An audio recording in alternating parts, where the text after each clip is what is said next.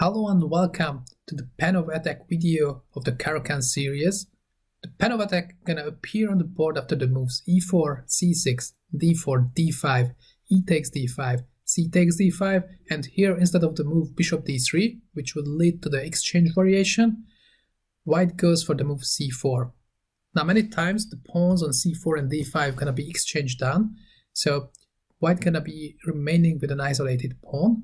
So in general I would say that white players are comfortable playing the Panov Attack if they are comfortable playing the IQP positions. Now here we should play knight f6, and white almost always plays the move knight c3. He could start with knight f3, but on knight c6 he gonna play knight c3 anyways, so knight c3 here, and after knight c6 we just arrive to the starting position of the Panov Attack. There are two main moves available for white, and that is to play bishop g5 or to play knight f3. Those moves can lead to very different positions. And on top of that, white could play the move bishop f4 with the idea of playing knight b5 next and asking some questions.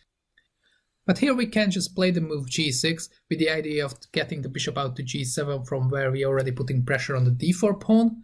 And if white goes knight b5, the only idea which would make sense after bishop f4, here we have to know that after the move e5, actually black is already better, we are doing very well. Now after the moves d takes e5, we have bishop b4 check, and bishop d2 can be answered by bishop d2, queen d2, and knight e5. Now looking at the board, it's apparent that white is behind in terms of development and black has no problem whatsoever. So instead of the move bishop f4, white should try to go for the main lines, either bishop g5 or knight f3, or on top of that he could take on d5 as well. Now that might not have any independent value because after the move knight d5, more often than not knight f3 is the answer from white, and that's gonna just transpose back to our very main line. But here white has two other options. One of them is to play the move bishop c4. Now here we could play something timid like e6, but I never liked the idea of closing in our bishop on c8. I really like the idea of the move bishop e6, and actually this is gonna be an option against the Panov in many positions, so it's a good thing to remember that. Now we already threatening to take on c3, and the c4 bishop would be hanging right after that, so white probably gonna play the move bishop b3, and here we develop with g6, and once again we're gonna put the bishop to the long diagonal from where we're gonna have a pressure against the d4 pawn, and with that we're gonna achieve an ideal setup, and black has no problem whatsoever. The other option for white is to play the move bishop b5 here, but that runs into a little trickery, and that is that we can take on c3 and play the move queen d5, attacking both the g2 pawn and the b5 bishop, hence forcing white to give up his pair of bishop, and with that achieving a very nice position. Now let's just go back and let's take a look at the main lines. So here, as mentioned, bishop g5 or knight f3 are the two main moves available for white, so let's take a look at bishop g5 first. Now here there are multiple options available for black. We could play the move bishop e6, perfectly playable. There is the move e6, which is also played, but once again I'm not a fan of the idea of closing in the bishop on c8. But there's a very concrete idea which I like even more than those options, and that is to take on c4. Already the d4 pawn is hanging, and white has to do something about that. Now probably the best option for white is to just sacrifice that pawn with bishop c4, but white has to know his theory, and also black is just perfectly fine after the complications as well. White could try the move d5, that's gonna be the other main line, and we're gonna check it out in a bit, but I believe that after that move white is the one who is in danger, and there is a very good chance that he's gonna be behind just in a few moves. Now white could try to play something like knight f3. It's not a move which played that often, reason being it just does not put too much pressure against black, so here I'm assuming we could play pretty much any move and we would achieve a playable position with those. But I like the very concrete approach of h6 here, which asks a question, and that is where your bishop gonna go. Are you going to h4, letting us to play g5 and bishop e6 on the very next move, and with that hanging on to our extra pawn, while white is going to be the one who has to show how he can equalize? Or do you want to give up your pair of bishop with bishop f6, which probably a better option, but after the moves e takes f6, bishop c4, bishop d6, and let's say castle, castle, we're gonna arrive to such a position. And that might resemble to our main line, which we're gonna check out in the video on the classical main line Korchnoi variation, where we get the same structure, where we have these 4 pawns versus white's 3 pawns on the king side, and white has an extra pawn on the other side of the board. But compared to those lines, which by the way are very playable for black, we already have the pair of bishop here, and also white d pawn is already isolated. So even though the position is still around equal, I would say that this is a very playable version of the Korchnoi variation, and here I would pick black. Now let's just go back and let's check out what happens if white plays the move d5 instead, which is a bit more concrete approach, and here we have to be aware of some theory. Now here we should play the move knight a5, and white has some options. Now, for example, he can get back his pawns right away with bishop c4, but this is not scary at all. We take on c4, queen a4, we just cover the check with bishop d7. Only question, how we gonna finish up our development once we gonna be able to do that? Actually, I believe black is tiny bit better thanks to the pair of bishops. Now the problem is, after the move g6, white might be able to take on f6, and he might claim that this structure coupled with the move g6 is not that ideal for us, and there might be some truth to that. We might play something very active here, like b5, and that's a very playable move.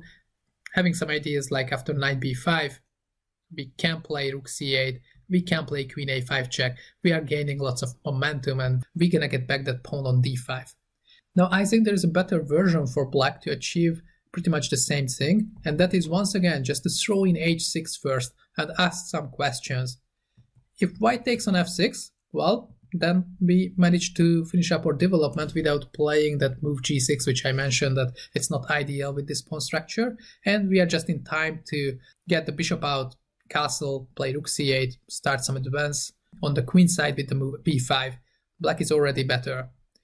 Or does white want to go back to e3 with the bishop? Well, here we can play e6, there is no more pressure on the h4 d8 diagonal, and once again we're gonna be in time to finish up our development very easily after d takes e6, bishop e6, queen b5 check.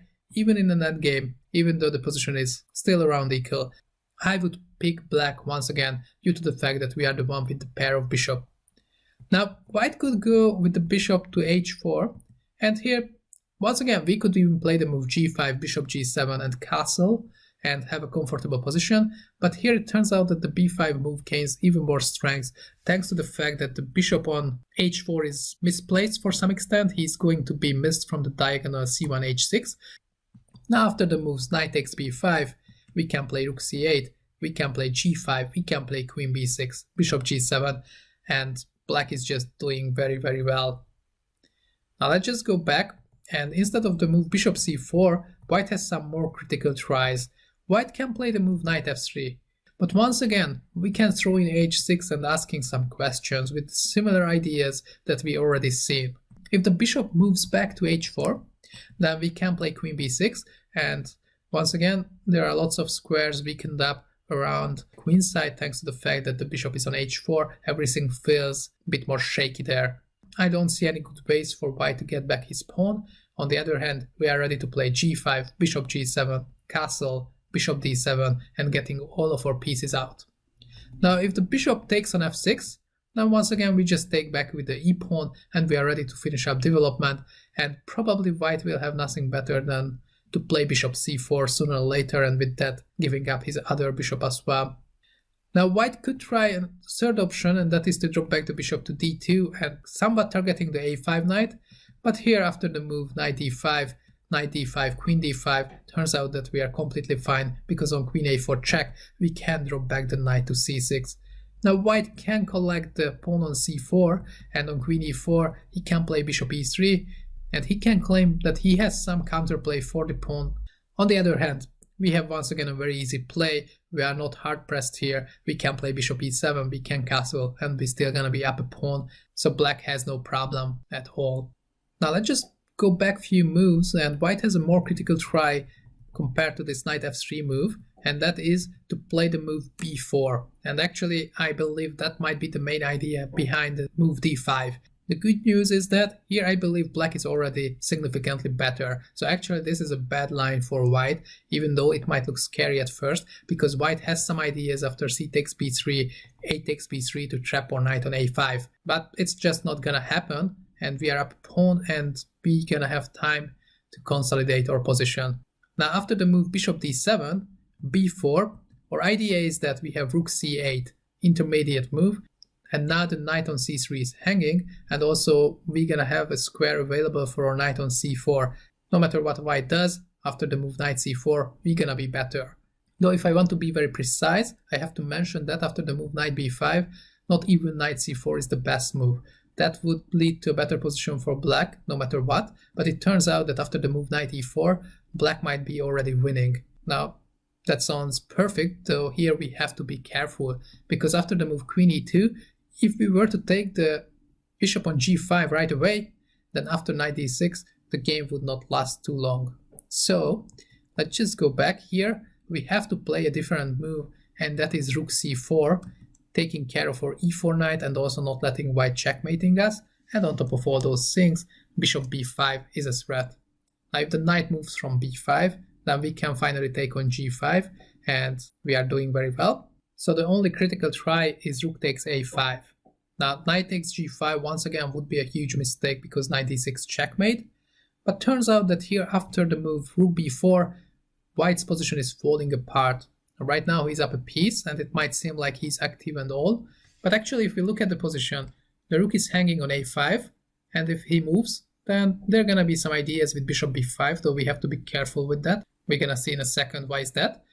Also we have some ideas against the king with rook b1, and the g5 bishop is also under some threats. The only sensible move here for white is to play the move rook a1, covering his back rank, and it turns out that if we were to take on b5 with, let's say, bishop b5, we can even put it up on the board, then after the moves queen b5, rook b5, bishop b5 check, we have nothing better to do than give back our queen. We're gonna be down a rook in an endgame, and that's not what we bargained for. On the other hand, if we play one more precise move, and that is the move a6, it turns out that white can resign. Now the b5 is hanging, so let's say white plays any random move, we play bishop b5, and if the knight moves, we are ready to take on g5, while black gonna be up 2 pawns, so we're gonna have the pair of bishop, and white cannot show anything in exchange. Let's just go back a few moves, and actually there is one more move to mention, and that is that if instead of the move b4, white takes on f6, now normally we would take back with the e pawn, but turns out that here it would be a huge mistake, because after the move queen e2 check, there is no other way to cover the check but to play bishop e7, due to the fact that the a5 knight has to be defended by the queen. But here the move d6 picks up a piece obviously, and we are in trouble. So we have to play the move g takes f6, but the good news is that we are still up a pawn, we do have the pair of bishop, and the only critical move is b4 is not going to win a piece due to the fact that we have the same idea as we had before, and that is to play the move rook c8, and either we're gonna pick up the knight on c3 or we're gonna save our knight and play the move knight c4. Let's just go back a few moves, and instead of the move a takes b3, actually white is better advised to play the move bishop b5 check, but truth to be told, in this position almost exclusively everyone is playing a takes b3, and that's white's plan, and after that black is just better. But the reason being that bishop b5 is not played that often, because in that case the whole white setup does not make sense. We can play bishop d7, and on bishop d7 we take back with the queen, and on a takes b3 we are in time to play the move b6, and the knight is not going to be trapped. We have time to transfer it via b7 towards c5 and d6 later on. So all in all, the d5 move is not so great for white at all, and he's better advised to play the move bishop c4, and with that sacrifice the d4 pawn. Now here we're just gonna go for it. We're gonna take on d4. We should do that, but there are gonna be some complications, and here it's gonna be important to remember the lines. Most of the times white takes on d4, and with that he's gonna achieve a dangerous play, but once again we're gonna be alright after those moves. But white can try some different options too. He could play the move knight b5. c7 is weak, and also queen is under attack. The best is to cover both of them with the move queen b6. And here after the move queen b3, bishop f7 would be a threat, we can play e6, and on long castle we will be in time to play bishop d7. And surprisingly, the engine already claims a winning advantage for black. Now the reason being that we can really just finish up our development in the next couple of moves. We have knight a5, we have queen f2, we have bishop c5, we have rook c8. All those moves gonna be very natural, and turns out that black has no problem whatsoever. Now white could try the move bishop e3 instead of queen b3, but here, once again, we just gonna be all fine after the move queen a5 check, bishop d2, and dropping back the queen to d8. We are in time to play a6, to play e6, to play bishop e7 and finish up the development. Now going back, as mentioned, white really should go for the endgame with queen d4, and after the move knight d4, he will castle to the long side. And here it's gonna be important to play the move e5. Now, for 1 second it might seem like everything is under control, and obviously everything is under control, but the move f4 and the move rook e1, they both look scary, and in both cases we have to react precisely. Now if white plays the move rook e1, then we can defend the pawn with bishop d6, and on f4 probably the simplest is to castle with the idea of meeting f takes e5 with rook e8. And it turns out that with a little calculation we can ensure that we are all good. The e5 pawn is under attack, none of our pieces are hanging due to the fact that the e5 pawn is pinned, and even if we are not going to win the e5 pawn, we're gonna have a good position because white is the one who has an isolated pawn there. Now white is better off playing the move f4 right away, and this is the part where we have to be very precise. If we mess up the opening here, I think it's very easy to fall behind with black and also to lose the game in few moves. Though if we play the good move bishop g4, I believe that we will have no problem whatsoever. Now knight f3 is the main move, but rook e1 is also possible here, and here we have to play knight d7, not letting white to take on e5 with a check. And after f takes e5, turns out that once again, even though the material is equal, black is the one who has a better pawn structure and no weaknesses. After the move bishop d5, we can just play knight c5, covering the b7 pawn and dropping back the knight from d4 to e6, challenging the g5 bishop, and once again, black is tiny bit better. So instead rook e1, white should play the move knight f3, few moves earlier, that is here, and we have no choice but to take on f3, and here we really have to castle. First it might seem that black is just dead lost due to the fact that white can take on e5 and there is a pin on the f6 knight, but we have knight f3, and surprisingly everything just works out fine for us. Now after the move rook d8, king d8, turns out that the g5 bishop cannot move on the diagonal to keep up the pin on the f6 knight, and that means that white cannot win a piece. The best what white can get is to get back his pawn, and with that reach equality, but they're not gonna be anything more than that. Now there are two ways to do that with white. Either he plays rook e1 check first, and after the move king c8, he can play bishop f6, take, take, and after bishop h6 check, king c2, knight e5, bishop d5, knight g4. Turns out that we're gonna grab the f6 pawn. White very well might grab the f7 pawn in exchange, but with that he is not going to achieve anything more than equality. Now white can try a tiny bit different move order, and that is not to play rook d1 check, but to take on f6 first, and on g takes f6, take it back. And here probably the most precise way to continue is to play the move knight e5, but on bishop d5 now we have to cover the b7 pawn, so king c7 seems logical, and after the move rook g1, the move h5 is very precise with the idea of knight g4, and we are threatening to take on f6. And there is no good way for white to follow up in this endgame. On king b1, we have bishop b4 and knight e4, rook d8. Leads to an unclear endgame where black has no problem. So with all that, we covered the bishop g5 line of the Panov attack, but once again, here if white sacrifices the pawn on d4, we have to be careful. We have to remember very precisely to the line, otherwise we might get into trouble. Now let's go back, because there is another main move available for white, and that is the move knight f3 instead of the move bishop g5, and that leads to a totally different story. Now here once again black has lots of options. There is the move bishop e6, it's usually an option against the Panov attack.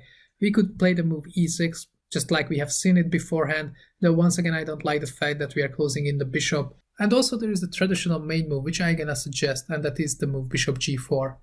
For a long time I thought that this line leads to a forced draw, and it was very recently when I discovered that black has a way to play for even more and avoid a very drawish line, which I just gonna show in a bit. Now, almost always white's gonna take on d5 here. If white does pretty much anything else, we are happy to play e6, finish up development, and claim that white is the one who's gonna end up in an isolated pawn, and we have a healthy position. So white takes on d5, and we go for knight d5. Now here, white should play queen b3. Once again, any other move gonna be met by the move e6. So queen b3, and that is white's idea. Now the d5 knight is under attack, and also the b7 pawn is under attack. Here, black should take on f3, take, and once again, the line which I mentioned before, which I thought is a forced draw, is that after e6, queen takes b7, knight d4, bishop b5, takes, queen c6 check. Now queen d7 is not an option due to the fact that a8 is hanging, so king e7, take, queen d7, take, take, take, take. And there were surprisingly many games to this position, and probably it's not a surprise, but the vast majority of those games ended in a draw. I would not be that happy to play this position unless I am satisfied with the draw. Hence, let me show what my suggestion gonna be instead. So there is this move knight b6 instead of e6, and turns out that this move is very playable and also not that well known from the white side, so there's a chance once again to surprise our opponents. Now there are two main directions here with white. Either white gonna play the move d5 or he gonna play bishop e3. Any other move gonna be met by e6, we finish up development, and white's pawn structure is just so bad that we can have a nice position. So if white plays the move bishop e3, now we're gonna play e6 anyways, and here white can castle along very quickly. That's his idea, and on bishop e7 he can even play the move d5. Now once again, for a second it might look scary, but turns out that after take, knight d5, rook d5, we're gonna be in time to finish up our development with the moves queen c7, king b1, and castle. Now the position might look scary at first a little bit, because white has an open file, white has the pair of bishop, and white seemingly is very active with the rook on d5 and the queen on b3. But once again, we are just in time to consolidate, and turns out that white will not be able to create a real attack against our king. And actually that means that white gonna be left with that very bad pawn structure, which black can turn to his advantage later on. So for example, here after the moves f4, bishop f6, bishop g2, and rook ad8, probably pieces are already start to come off the board, which black gonna welcome with a better pawn structure. And after the moves rook hd1, take, and g6, we can play king g7 next, rook d8 right after. We're not going to be under any kind of pressure on the king side, and we will be able to actually put some pressure on white's pawns on f4, f2 and h2 eventually. So let's just go back a few moves.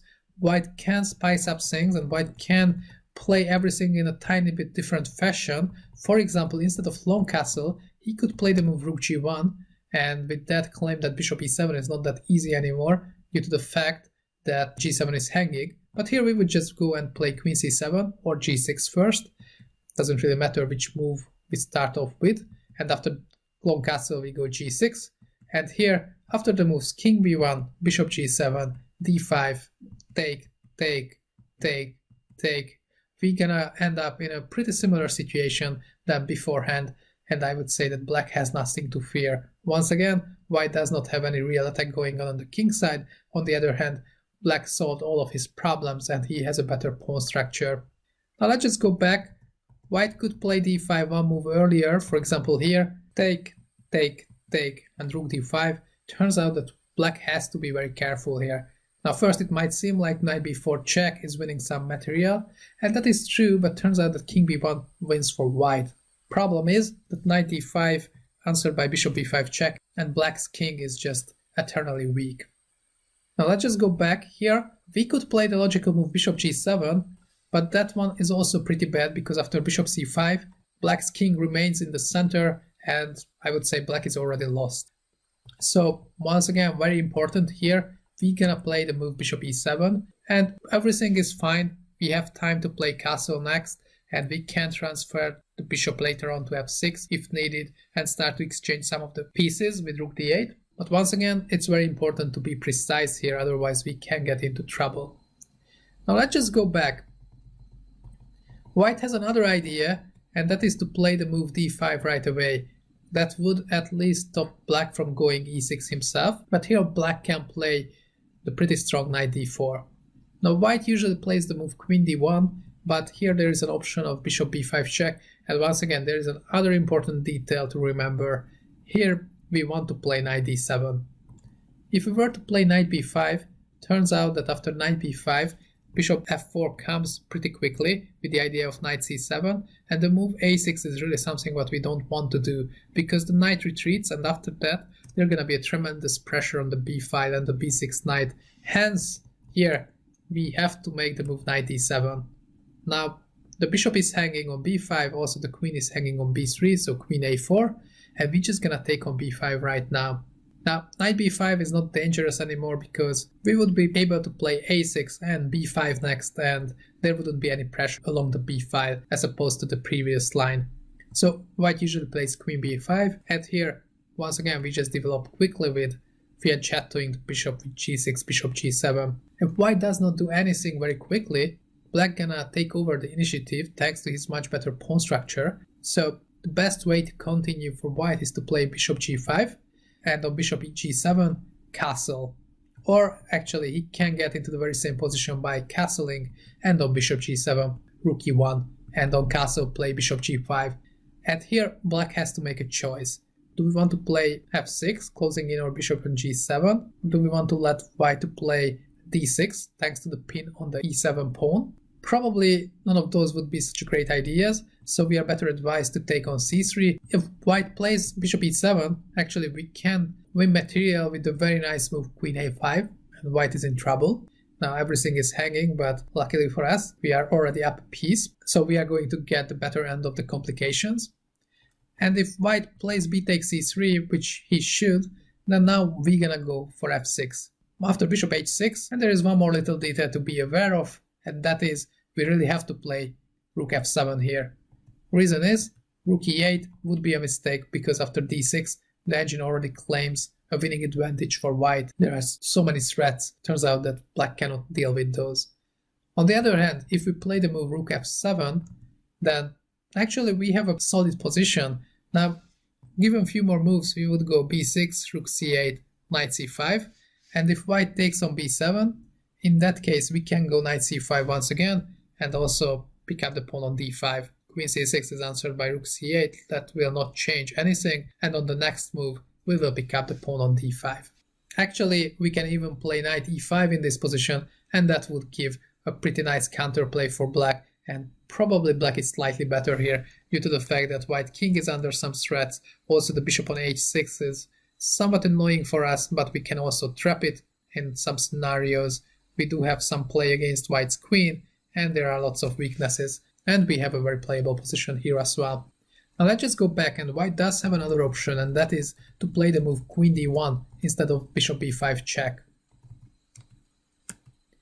Here the d4 knight is under attack, but we have a very easy way to protect it, and that is to play the move e5. Now white doesn't really have a choice. If he lets us to keep the pawn on e5 and the d4 knight alive, we will just have a very nice position. So white should play en passant, taking out that pawn, and we're just gonna recapture. And it turns out that black once again doing very well. Now here white has only one way to ask some questions, and that is with the move bishop e3, attacking the knight on d4. If white plays a move like bishop g2, giving some more time for black, we can even play the move g6, fianchettoing the bishop to g7, and with that solidifying the knight on d4, castling to the short side, and achieving a very nice position. After the move bishop e3, we don't have time for that, but we can play the move bishop c5. And once again, given just a bit more time, for example with bishop g2, we can play knight c4, challenging the bishop on e3, taking it on the very next move, and with that have a very nice position. So white once again has to be very active, and he can do that with the move b4. And suddenly it turns out that it's not so easy to keep those pieces on c5 and d4 alive. On the other hand, after the move castle, f3 pawn is hanging, so white has to do something about that. Probably white's best bet is to take the bishop on c5. If he would try to be very smart with the move f4, actually white is already lost. After the moves bishop b4, queen d4, bishop d4, and knight d5, and there is a nice little idea to remember: rook c1, rook f4. White's position is really falling apart. We're gonna get back our piece and we're gonna be up few pawns. On bishop e5, we do have this rook e4 check due to the fact that the c3 knight is pinned and black is winning. So once again, white really should go for it and should take the bishop on c5 here. But after the move knight f3, king e2, queen f6, turns out that black has enough compensation for the piece. One way how the game might continue is that white takes on b6, we take on c3, and here we have a very nice attack with rook a d8 on the very next move. Now, according to the engine, bishop g2 should be played.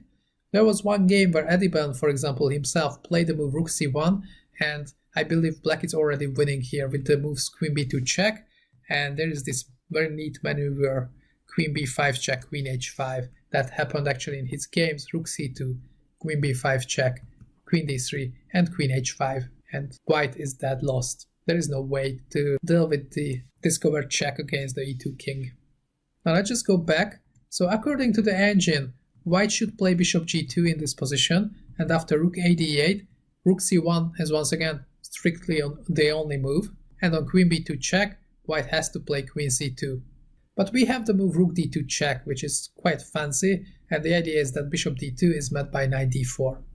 Now, still, looking at the material, things are not that straightforward, because white has two bishops and the rook versus the queen, which on paper seems to be nice for him. But we do have two pawns, and f2 is hanging, and also the white king on d1 is very bad, and also white does not have a good coordination. Adding all those things up, probably black is slightly better in this position, but definitely white is the one who has to fight for a draw here. And with that, I believe we covered everything needed to face the Panov Attack, and we are ready to move on to the next chapter.